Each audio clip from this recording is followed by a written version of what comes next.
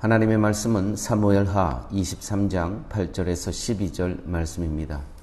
다윗의 용사들의 이름은 이러하니라. 다그몬 사람 요셉 바세벳이라고도 하고 에센 사람 아디노라고도 하는 자는 군 지휘관의 두목이라. 그가 단번에 800명을 쳐 죽였더라.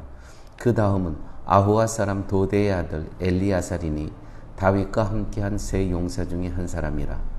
블레셋 사람들이 싸우려고 거기에 모임에 이스라엘 사람들이 물러간지라. 세 용사가 싸움을 도두고 그가 나가서 손이 피곤하여 그의 손이 칼에 붓기까지 블레셋 사람을 치니라. 그날에 여호와께서 크게 이기게 하셨으므로 백성들은 돌아와 그의 뒤를 따라가며 노략할 뿐이었더라. 그 다음은 하랄 사람 아게의 아들 삼마라. 블레셋 사람들이 사기가 올라 거기 녹두나무가 가득한 한쪽 밭에 모임에 백성들은 블레셋 사람들 앞에서 도망하되 그는 그 밭 가운데 서서 막아 블레셋 사람들을 친지라. 여호와께서 큰 구원을 이루시니라. 아멘. 오늘의 본문의 말씀 속에서 묵상하면서 교회는 과연 무엇인가를 잠시 생각해 보도록 하겠습니다. 교회는 세상 일을 잠시 잊어버리고 마음의 안위를 찾기 위해서 오는 것이 아닙니다. 교회는 세상 일에 지치고 힘든 사람들이 잠시라도 마음의 쉼을 얻고 돌아가도록 해줘야 한다. 교회 아닙니다. 그렇게 되면 교회는 마음의 여유를 찾기 위한 여가 활동의 일환으로 전락하고 맙니다. 제가 섬겼던 교회의 이름이 쉴만한 물가였습니다. 그래서 많은 분들이 저희 교회에 대한 오해를 했습니다. 거기 가면 정말 쉴만하다. 여가 활동 할 수 있다. 잘못되고 오해죠. 교회는 그런 것이 절대로 아닙니다. 교회는 세상과 한 통속이 되어서 세상의 일부가 되어 살아가고 있는 자신의 실체를 속 깊이 파악하는 것이 바로 교회여야 합니다. 예수 그리스도의 십자가의 피에 적셔지는 것, 바로 이것이 교회라는 것이죠. 교회는 단지 여가 활동하는 장소가 아닙니다. 교회는 우리가 세상을 어떻게 살아가고 있는지 그 실체를 똑똑히 파헤쳐 주는 곳이 바로 교회인 것입니다. 나는 천국에는 근처도 갈 수 없는 존재라는 것을 보여주는 것. 늘 이것이 말씀으로 선포되어져야 됩니다. 그래서 십자가의 은혜 안에서만 살아가게 하는 것. 이것이 바로 교회여야 된다는 것이죠. 천국에 들어간다는 것이 나의 공로나 나의 의로움과 전혀 상관이 없이 전적으로 하나님의 의에 부어진 은총임을 알려주고 선포하는 것, 이것이 바로 교회라는 것입니다. 오늘 말씀에 보니까 계속해서 나오는 말씀들이 블레셋 사람을 친지라, 블레셋 사람들을 죽이니라, 블레셋 사람을 쳐 죽였더라. 계속 싸우는 이야기가 나와서 마치 승리는 이스라엘 백성이 싸워서, 용사들이 싸워서 이긴 것 같지만 아닙니다. 오늘 본문에 그날에 여호와께서 크게 이기게 하셨으므로, 또 12절 말씀에 보면 여호와께서 큰 구원을 이루시니라. 이렇게 오늘 본문에 보게 되면은 여호와께서 모든 싸움에 승리를 하게 하신 분이 여호와 하나님이심을 다윗은 이제 마지막 유언을 하면서 백성들에게 고백하고 있습니다. 교회 여러분, 잠시 세상 일을 잃어버리고 마음의 안위를 누리고자 하는 것은 마약을 찾는 것과 같은 것입니다. 그건 교회 아닙니다.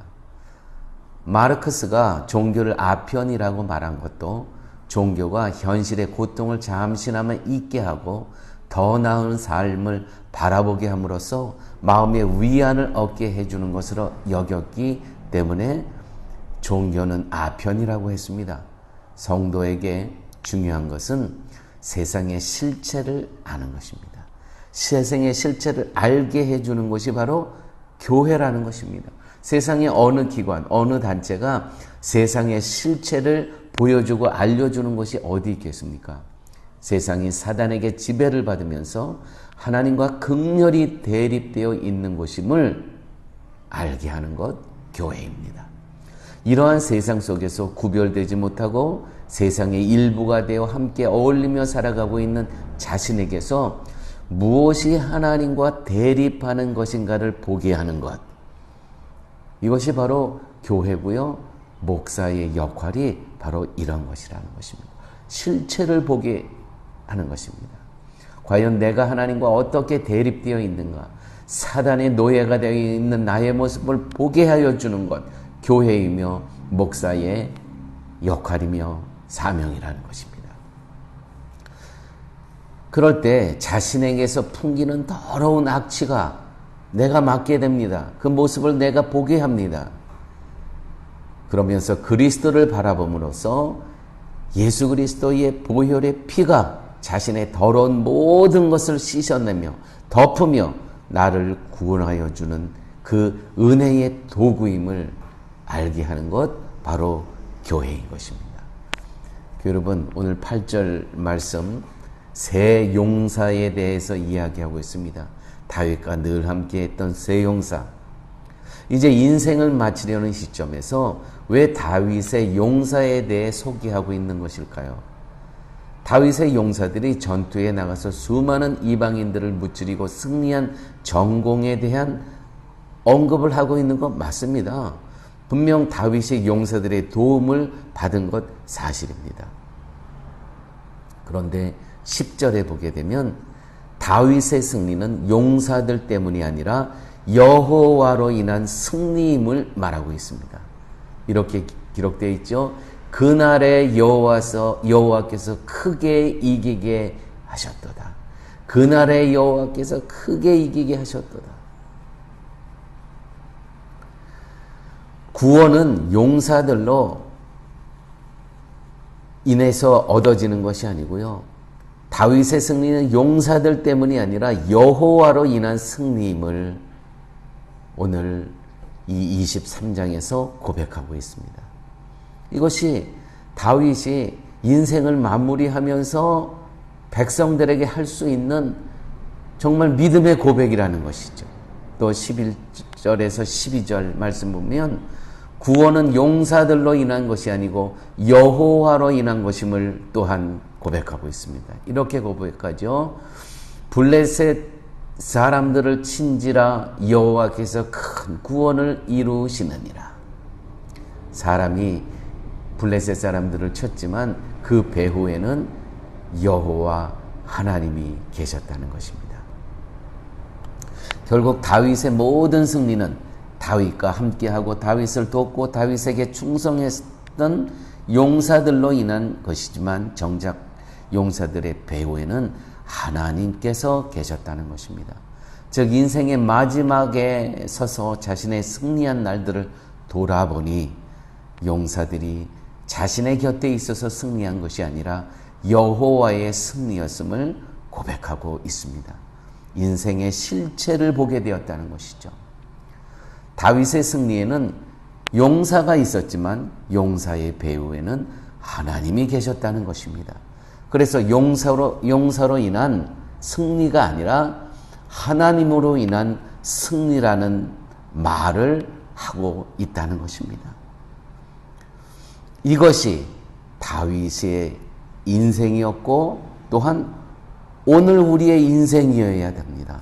교회 여러분, 과연 나의 배후에는 누가 계십니까? 과연 우리 배후, 우리 교회 공동체 배후에는 누가 계십니까? 우리가 하는 것 같지만 우리가 하는 것 아무것도 없습니다. 우리의 배후에 여호와 하나님, 예수 그리스도의 십자가의 은혜가 있기에 오늘 우리가 살아가고 있다는 것이죠. 다윗처럼 우리는 매일매일 내가 살아가는 이 모든 것, 나의 노력으로, 나의 열정으로, 내 힘으로 살아가는 것이 아니고 나의 배후에는, 우리의 배후에는 여호와 하나님이 계시다는 것. 그래서 우리는 매일매일 승리하며 살아갈 수밖에 없음을 고백하는 우리의 삶이 되시기를 예수님의 이름으로 축원드립니다. 하나님 감사합니다. 말씀 속에서 나 홀로 살아가는 인생이 아니고 나 배후에, 우리의 배후에 여호와 하나님이 계심을 알게 하여 주심을 감사합니다. 아버지 하나님, 매일매일 삶 속에서 이 전쟁과 같은 삶 속에서 예수 그리스도가 승리자임을 선언하면서 살아갈 수 있는 저희의 삶 되게 하여 주옵소서. 예수님 이름으로 기도드렸습니다. 아멘.